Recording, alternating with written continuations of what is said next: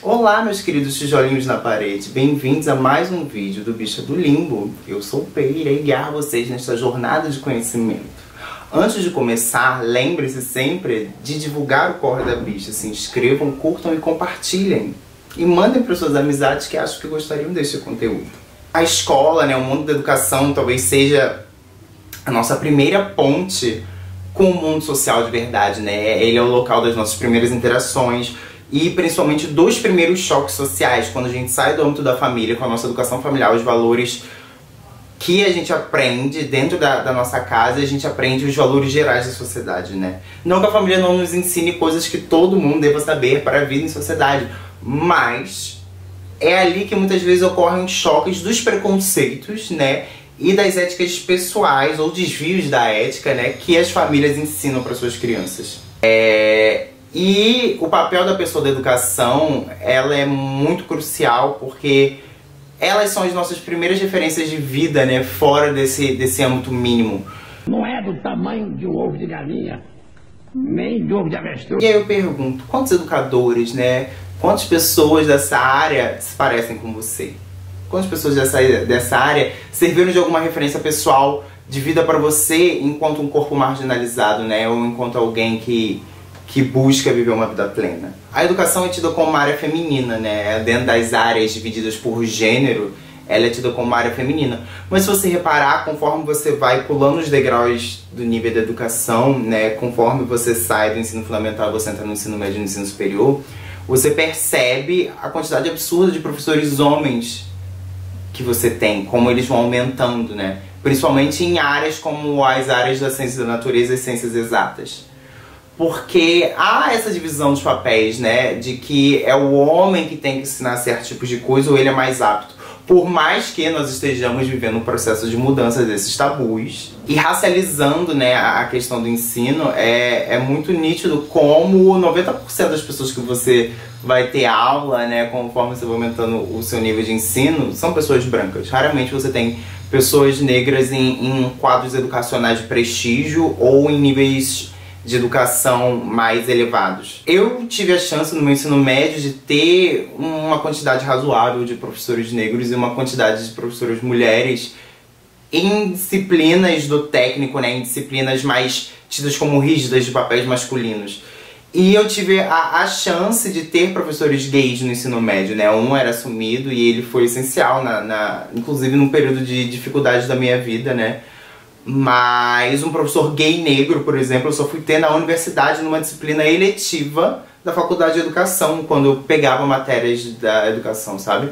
Foi o Sérgio, eu agradeço muito a ele por todas as coisas que ele me ensinou, inclusive, Porque todo esse debate identitário, por que você está falando tanto de identidades e coisas afins? Porque a Bell Hooks, no Ensino a Transgredir, veja bem, ela fala sobre como a prática confessional, ela auxilia, na forma que os alunos se prendam a você. E quando você percebe que existem professores, que existem corpos ali que se parecem com você e estão num lugar de transmitir valores, você se sente uma pessoa mais digna, E o corpo marginalizado, o corpo LGBT, o corpo negro, quando ele está numa posição de ensinar, ainda mais em determinadas áreas, ele tem que passar por dois processos de respeito. Primeiro, o processo de respeito que todo professor tem que passar, porque a gente sabe que é uma profissão, A educação é uma profissão desvalorizada, é uma área de saber desvalorizada, cada dia mais.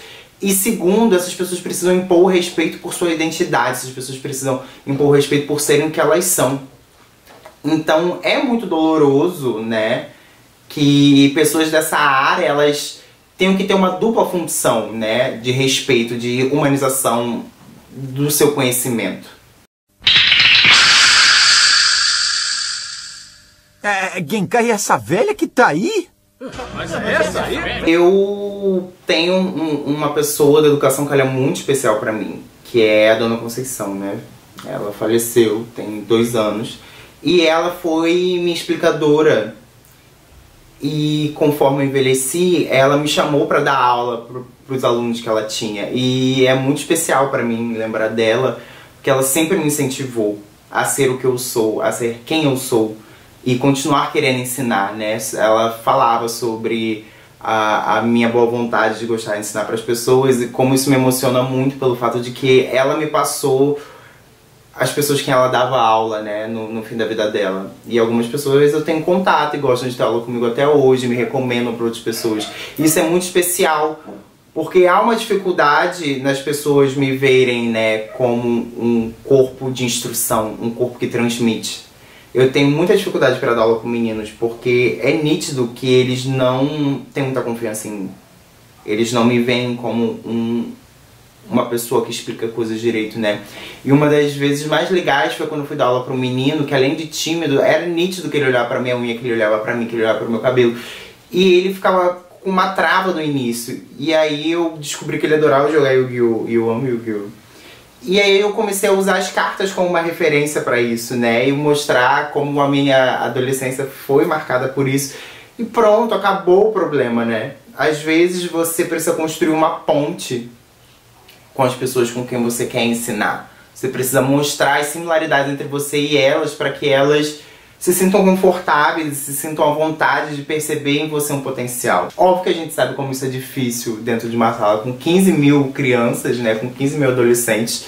Por que não se apresentam? Um de cada vez. Ô, Sensei, vem cá, por que você não fala primeiro? Quer dizer, antes da gente, só pra gente ver como é que tem que fazer. Na cultura pop, né, se a gente pensar em obras do público jovem, eu acho que Harry Potter e Naruto, eles representam muito bem os exemplos da importância da educação, né? Em Naruto você vê como, na Vila da Folha, né, ou no geral, como os senseis, né, que se tornam os líderes dos times, eles são reflexos da educação e das técnicas que eles recebem anteriormente, né, dos valores, de épocas de suas vilas, né, de seus conflitos. Tipo, o Kakashi foi aluno do quarto Hokage, que o quarto Hokage foi aluno do Jiraiya, que foi aluno, entendeu, do terceiro, que foi aluno do primeiro Hokage, e como as técnicas e os determinados valores, né, e situações influenciam diretamente nas coisas que nós pensamos e no nosso conhecimento, né, no caso deles baseados nas técnicas, né. E ao mesmo tempo mostra a possibilidade de uma individualidade de conteúdo, né? Porque por mais que você tenha essa linearidade entre alguns personagens, você vê como, por exemplo, o terceiro Hokage, ele cria 3 pessoas totalmente diferentes, né? A Jiraiya, a Tsunade e o Orochimaru, que mais tarde irá influenciar de uma maneira educacional no time 7 do Naruto, mesmo que o Kakashi tenha sido seu professor, né? E antes disso o Iruka. Já em Harry Potter, né, como todos os professores que passam por ali têm uma transmissão de mensagem. Eu acho que isso fica mais nítido no Prisioneiro de Azkaban e na Ordem da Fênix, né, pelos personagens do Lupin e da Umbridge, né, como 2 grandes contrastes entre aquele que quer educar e estimular o pensamento crítico, em contrapartida a mulher louca, né, a que serve os propósitos vigentes e hegemônicos, aquela que quer impedir o pensamento crítico justamente para que não possam haver certos tipos de raciocínio fora da ordem. É isso, a gente não faltam exemplos históricos, né? Platão, Aristóteles, todos esses bofs da Grécia Antiga, né? E dentre os povos africanos existem alguns elementos comuns, como por exemplo a figura do griot, né? A figura daquela pessoa que armazena o conhecimento, daquela pessoa que ensina, né? Que ele tem a função especial do ensino, e como o ensino ele é tratado de uma maneira tão única que existe uma pessoa, né, para além de toda a educação comunitária, né, das trocas entre as pessoas de um determinado grupo, como a figura do griot, ele se torna responsável pela transmissão do conhecimento para o futuro, para a formação de outros griots, né. Então, ao longo da história, em diversas culturas, nós percebemos a importância da figura da educação, né? Da figura da pessoa que transmite conhecimento para as próximas gerações, para que essas possam transmitir também. O grande ciclo sem fim.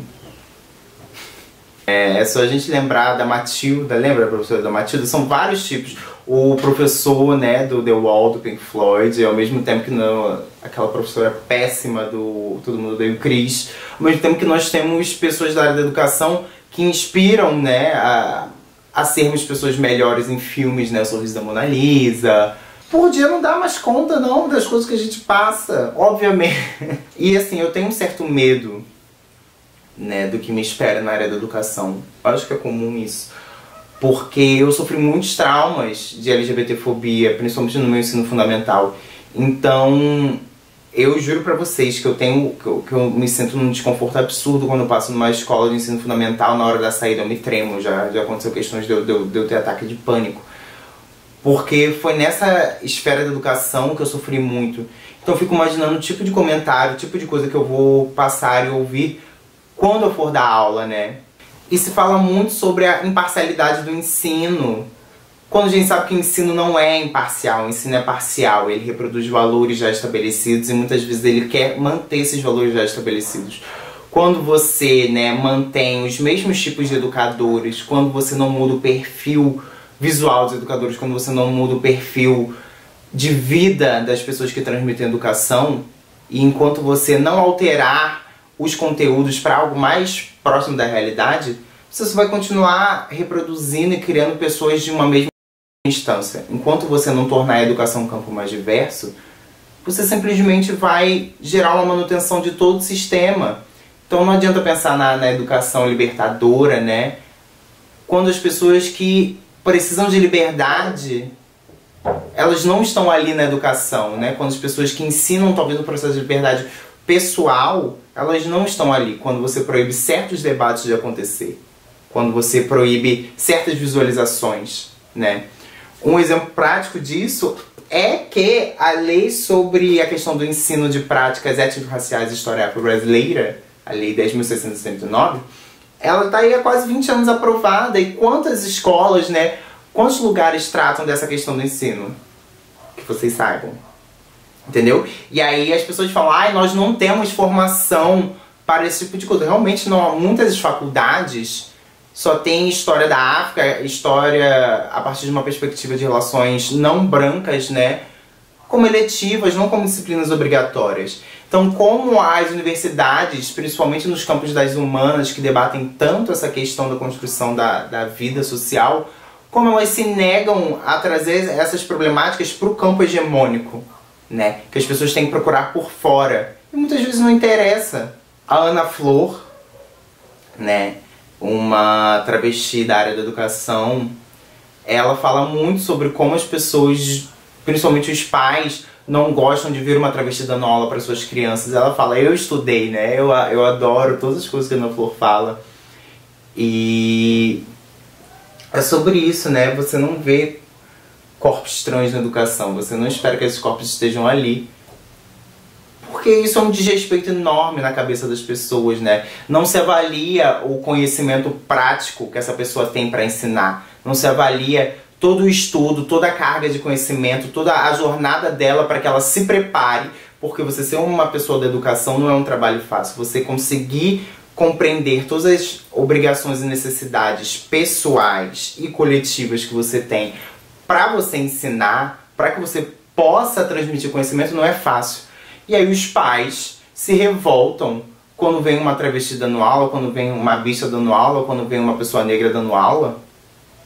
Por que elas não ensinam então, né? É uma coisa que a Ana falou desse outro dia. Por que aquelas pessoas não vão ao ensino?